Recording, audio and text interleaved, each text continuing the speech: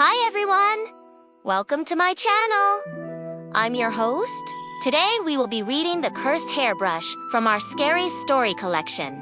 So let's begin. The Cursed Hairbrush. The old woman selling the trinkets at the flea market seemed relieved when I took the hairbrush.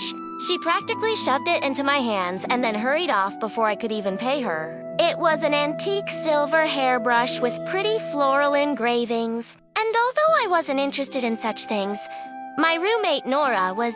That night, when I came home from work, she was sitting on the floor surrounded by clothes and jewelry.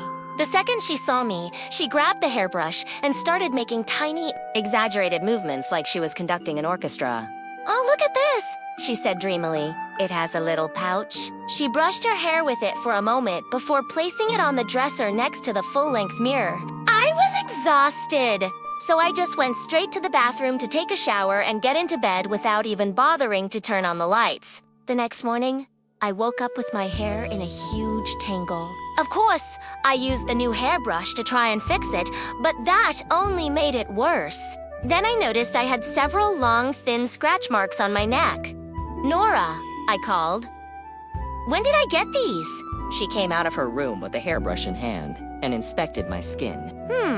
Maybe you got them when you were sleepwalking last night." She had a strange look on her face, but I put it out of my mind, figuring she was just tired. After all, she hadn't slept much the night before. Later that day, I was getting ready to go out when I turned on the overhead light. It flickered violently, then went out completely. I tried turning it back on, but nothing happened. When I touched the hairbrush, the light flickered again. Then it hit me. Maybe the light wasn't connected to the brush, but the mirror. I rushed over to the dresser and stared directly at myself in the cracked glass.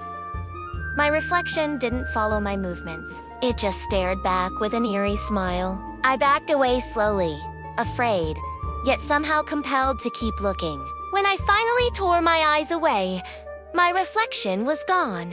I spent the rest of the day out, not wanting to be stuck inside with the hairbrush, which I kept wrapped in a tissue. That night, I woke up in a panic, certain something was watching me. I turned on all the lights and went to the bathroom. There, staring back at me from the mirror, was a clump of wet, greasy black hair.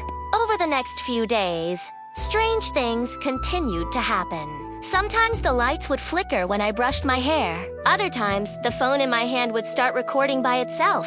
The black hair also appeared in other places, like in the sink or on my pillowcase. My dreams were filled with me, brushing my hair in hallways, in the shower, and fully clothed.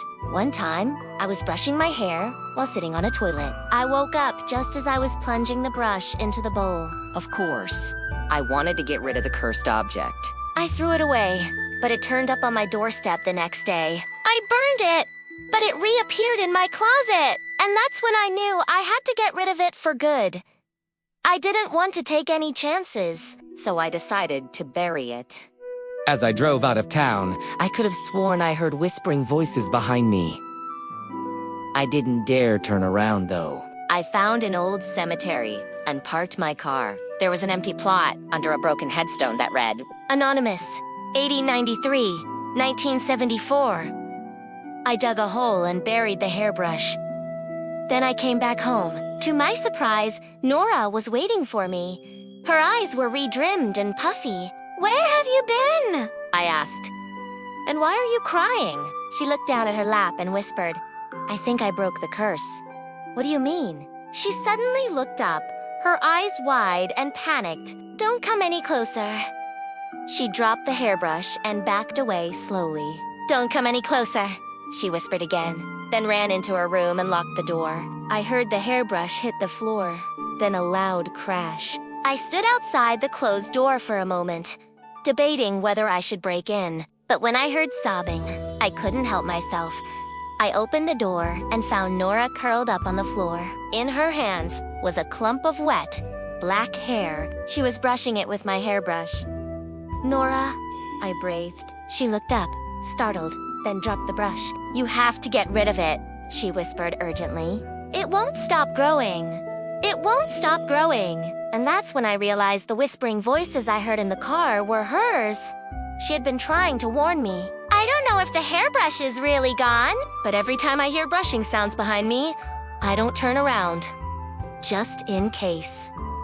Thanks for watching. If you enjoyed this video, don't forget to like and subscribe.